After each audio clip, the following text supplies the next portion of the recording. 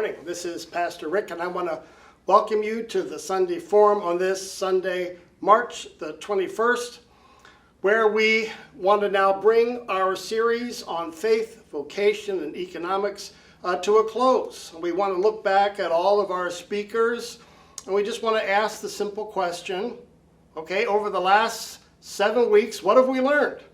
As we've heard the various speakers talking about this very important topic here at Emmanuel, how we lift up discipleship. What have we learned this year? What are the insights that we've gleaned? And maybe what are some of the questions that still linger in our minds? And so what I want to do this morning is kind of review the speakers myself. And I want to share with you what I've learned as far as key topics, key insights, and maybe a question or two, to spur us on so that you will join us on Monday, our last Monday at Emmanuel at 10 o'clock on Monday the 22nd, where then I'll ask you, all right, I've shared with you what I've learned. Now, what are the key insights that you could share more broadly as well? Again, join us for Monday at Emmanuel at 10 a.m., where we go over this same topic with all of our speakers. And so let me begin by saying, there are 4 lessons I think that I've drawn from the speakers this year as I went and reviewed and listened to their talks again. And the first was definitions matter. And I noticed several of our speakers were quite good at defining certain words or phrases or concepts, and those definitions, well, they've stuck out in my own mind.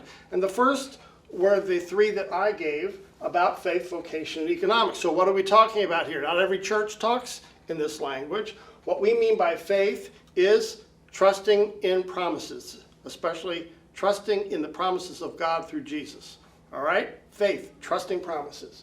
Vocation was a call to guard, sustain, and to create in this world.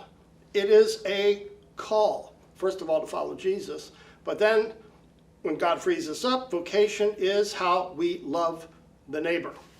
And then third, economics. And this one is more nuanced. It starts as the big story, God's economic plan for all of life, of all of creation, and then how we assess that by the numbers. You know, do the economics, do the finances work? What do they tell us as far as feedback about whether our systems, how we live, is just or unjust? And so we went over those 3 definitions, but also Chris Armstrong I thought was really quite good when he distinguished a proper notion of a prospering economics, and he contrasted it with a materialistic understanding, because we had asked him, how do you define a Christian understanding of economics where people prosper versus a prosperity gospel? And he made that distinction between a biblical understanding of what it means to prosper and our American culture, right, which often lifts up a prospering in terms of material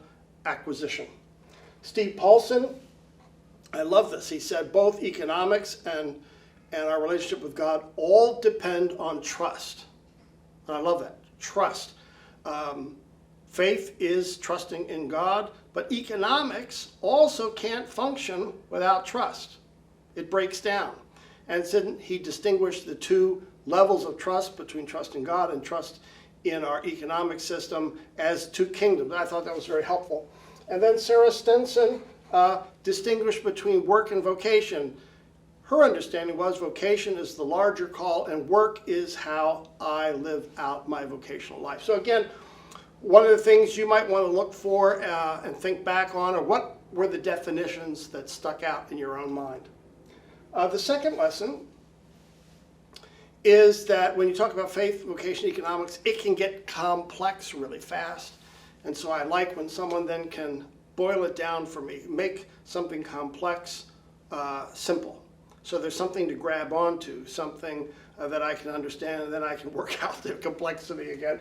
And so that's what I tried to do in my opening, to say another way to talk about discipleship or 8th day or faith, vocation, economics is 8th day discipleship, talking about the 8th day of creation. God created all of the world in 7 days. And then in Jesus starts the new creation, right? And that involves faith, vocation, and economics.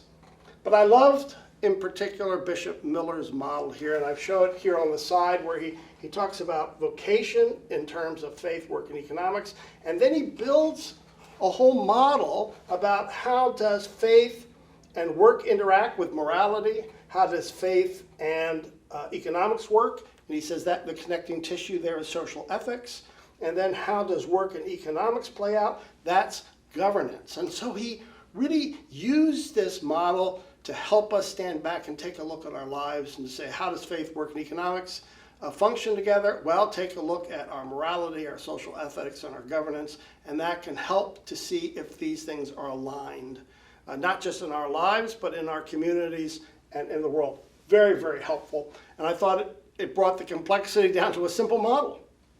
And Tracy Matthews did that as well, more in the spiritual area with attunement. How does, she gave us a very simple methodology about how to connect our work and our daily lives according to what she called attunement. Not atonement, but attunement. So again, simplicity I thought was very helpful. Lesson 3, we got a lot of resources this time. And I always find resources helpful. Chris Armstrong in particular, oh boy, he mapped out all these books that we could go to, and the magazine from Church History about the church's involvement with economy, going back a long time and telling that story. Much of that material, well, we either don't know or we haven't reviewed or we don't have it in one place. And so again, it's a great resource. We still have a few magazines available. Just write to Emmanuel Academies and we'll get one of those magazines sent to you. But he also added other books and key leaders and speakers I thought was wonderful. Again, Tracy Matthews provided a resource for prayer, attunement, again connecting our daily lives with the spiritual life and the work of the Spirit. And several of our speakers did refer to Scripture, but I lift up Steve Paulson here because I've never heard anyone to talk about faith and economics in terms of Psalm 37. I was just thrilled by him telling that story of David giving these final economic insights to his children before he died. Again, look it up, Psalm 37. So that's lesson 3, the resources that were provided. And finally, lesson 4, story matters. And our speakers all had these wonderful stories about their background, things that they've experienced in life. Many of them experiences outside the church, which brought them to insights in this area of why they were interested in this connection between faith, vocation, and economics. I think about Sarah Stenson, right, where it started out as a lawyer and then moved, really influenced in her vocation as a mother and now as a teacher of preachers, and how each of those experiences, each of those stories really helped her give greater nuance and richness and texture to how she talked about this, again, faith, vocation, economics.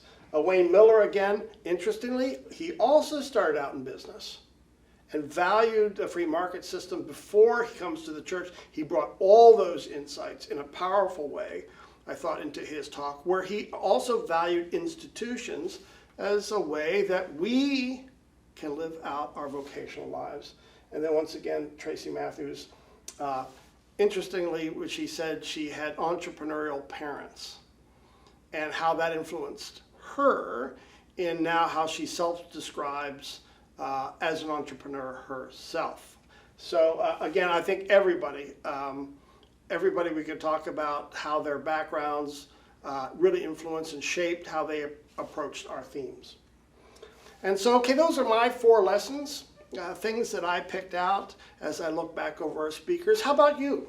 As you saw the speakers this year, heard them on the Sunday forum, or maybe you even joined in on the longer conversations on Monday at Emmanuel, what have you learned? Is there one insight or 2 insights that you have, or questions that have emerged for you that you would like to share with us? Just write them down. If you don't join us for the Monday at Emmanuel, just write them down right now. So there's something to hold on to say, of this year, as we did this lecture series, This is what I learned.